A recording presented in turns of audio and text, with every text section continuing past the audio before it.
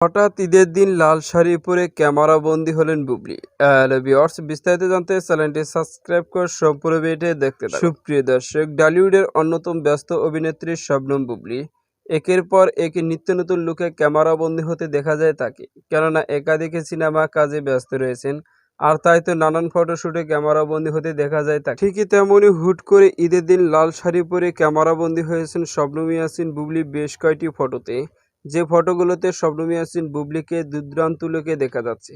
তবে সবচেয়ে বেশি ভালো লেগেছে লাল শাড়ি পরে ক্যামেরাবন্দী হয়ে মিষ্টি হেসে ক্যামেরাবন্দী হচ্ছে, যা দুর্দান্ত লুকে দেখা যাচ্ছে তাকে। আর এই ফটোগুলো নিয়ে ইতিমধ্যে ভক্তদের মন্তব্যের জোয়ারে ভাসিয়ে দিয়েছেন শবনম বুবলিকে নিয়ে। শবনম ইয়াসমিন বুবলির ঈদের ফিতরে দুটি সিনেমা মুক্তি পেয়েছে, আর এই দুটি সিনেমা হলে বেশ জাঁকজমকভাবে দর্শকরা উপভোগ করছে।